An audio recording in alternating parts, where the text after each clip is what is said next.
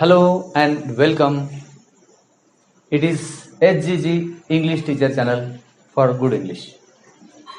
We shoot videos on different topics. Topics are related with the study of the students. Our today's topic is related with the mathematics. How to calculate total salary, how to calculate DA, how to calculate HRA, and finally total salary. So this is the topic of interest of everyone. So let us see what will be the salary of X person if the DA is 34%. The state government will declare the DA up to 34% very soon, and so the salary will be different. All the calculations will be different. So let us start today's video. If DA is 34, what will be the salary? Let us begin. केंद्राप्रमाणे राज्याला DA दिला जातो. केंद्राचा 34% DA आता चालू आहे जानेवारी 22 पासून, तर राज्याला सुद्धा तो लवकरच 34% मिळेल अशी प्रक्रिया चालू आहे. सध्या आपण डीए घेतोय 31%. त्यामुळे कॅल्क्युलेशन बदलतील. तर 34% डीए झाल्यानंतर कॅल्क्युलेशन्स काय असतील त्याचा आपण एक हिशोब या ठिकाणी करणार आहोत. Generally, we take out our salary by using 4 steps.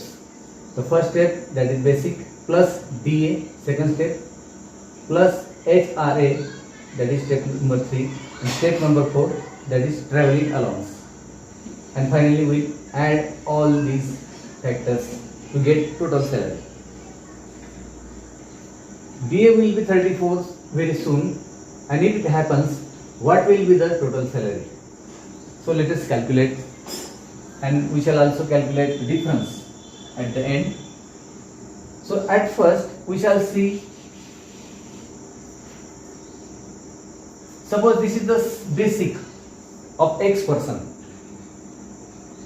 एका व्यक्तीचे बेसिक आहे असं आपण समजूया. आपापल्या बेसिक नुसार आपण ते कॅल्क्युलेशन करणारच आहोत. हे बेसिक आहे. या बेसिकच्या 34% हा डीए, तो आपण कॅल्क्युलेट केला. डीए याच्या 34% म्हणजे काय? 46,500 इंटू 34 अपॉन 100. अशा पद्धतीने हा 34% काढतो आपण. तो आला 15,810 rupees. The 34% of this salary will be 15,810. आणि HRA जो आहे तो 9% आहे सध्या. तर याच्यात पुन्हा 9% आपल्याला काढावं लागेल. म्हणजे 46,500 into 9 upon 100. It will be this. याप्रमाणे तो येईल. त्याचं कॅल्क्युलेशन हे येईल 4,185. असं जर केलं तर याचा गुणाकार 9/5 45 954 4 58 936. इट विल बी 4,185. हा 9% HRA आला या बेसिकला.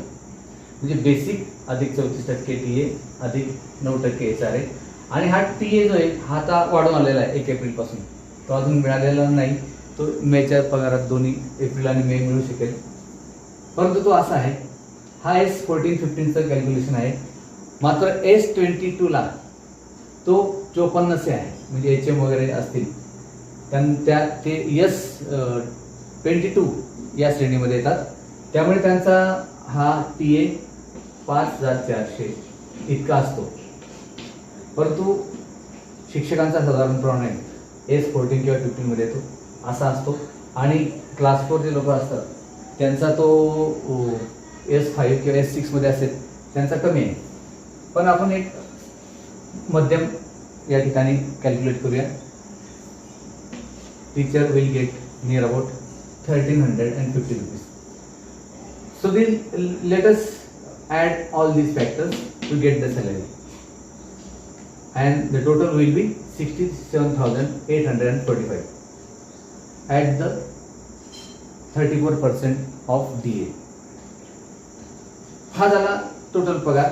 परंतु मग बऱ्याच लोकांना हा प्रश्न पडतो की पगारात फरक किती पडला. फरक पडला तो 3%. पहिला होता 31%, आता 3% वाढला. मग 3% जर याच्या 3% तुम्हाला काढावं लागेल. याच्या 3% जर तुम्ही काढला म्हणजे 46,500 into 3 divided by 100. दोन्ही शून्य गेले. 5 × 15 3